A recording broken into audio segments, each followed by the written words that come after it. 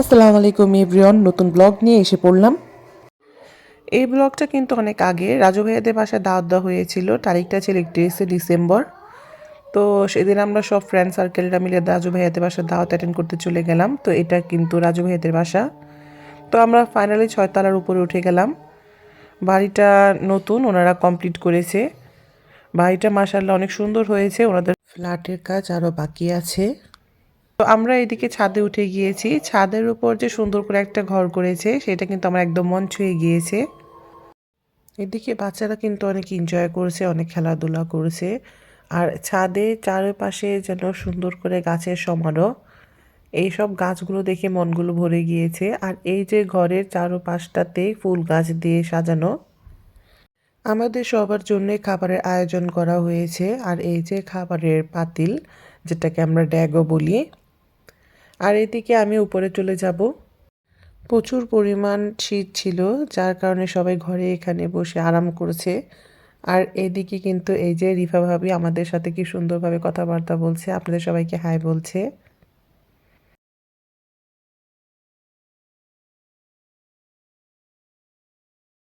আমরা কিন্তু ওই ঘরটাতে খাওয়া দাওয়া করে নিয়েছি, নিচে আর এসে খাওয়া দাওয়া করতে হয়নি। এদিকে এসে দেখি রুফায়দা কি সুন্দর করে চুপচাপ বসে আছে। তো তার সাথে কিছুক্ষণ কথাবার্তা বললাম, সেই কিন্তু আপন মনে ব্যস্ত। এই সারাটা ফাংশনে রিফা ভাবি আর রাজু ভাইয়া অনেক বিজি ছিল। ওই সাইডে সবাই খাওয়া দাওয়া করছে আর এই সাইডে সবাই এনজয় করছে। এদিকে আফনান তার বাবার কোলে আর আয়মান তার বাবার সাথে বায়না করছে।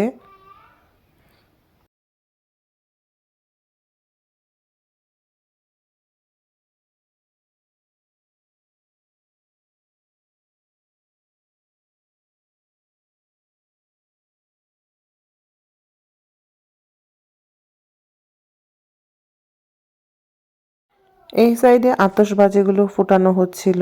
তো আমি এক সাইডে দাঁড়িয়েছিলাম, কারণ আমার প্রচণ্ড পরিমাণ ভয় লাগছিল।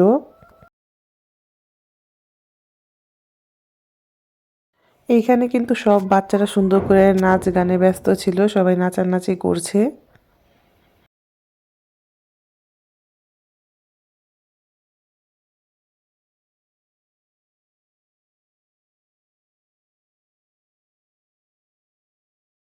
আমি আবারও রুফায়দার কাছে চলে গেলাম, রুফায়দার সাথে দুষ্টামি করেছিলাম। এবার রুফায়দা লজ্জা পেয়ে একটা হাসি দিয়ে দিয়েছে।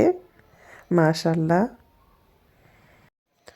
রুফায়দা কিন্তু রাজু ভাইয়া আর রিফা ভাবির মেয়ে।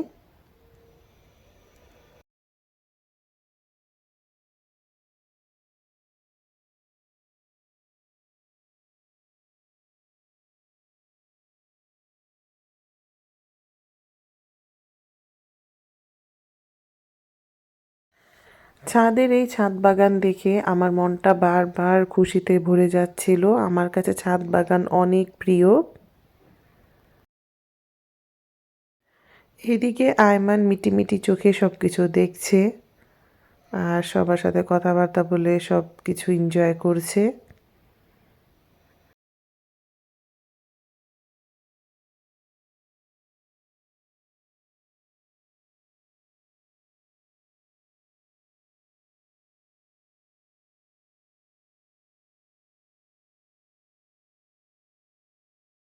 এইদিকে রুম্পা আর পাপ্পু ভাইয়া চলে গিয়েছে, কারণ তাদের অনেক লেট হয়ে যাচ্ছিল। আমরা তার কিছুক্ষণ পর বাসায় চলে গিয়েছি।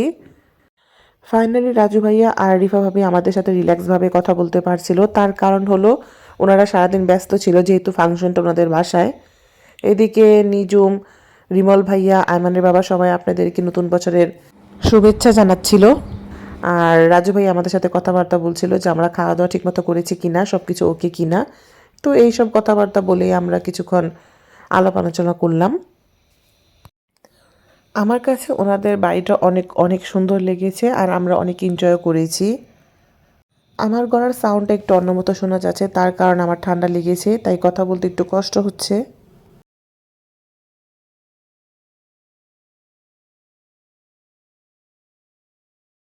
আর এদিকে কিন্তু আমি ব্লগ ভিডিও এখন কমই বানাই, আমি একটু সোশ্যাল মিডিয়াতে কম অ্যাক্টিভই আছি। আশা করি আমার এই ব্লগ ভিডিওটা আপনাদের ভালো লাগবে। ভালো লাগলে অবশ্যই লাইক, কমেন্ট এন্ড শেয়ার দিয়ে আমার পাশে থাকবেন। আর আমার ইউটিউব চ্যানেলকে সাবস্ক্রাইব করবেন। আর আশা করি আপনারা ভালো থাকবেন, সাবধানে থাকবেন, সুস্থ থাকবেন। আল্লাহ হাফেজ।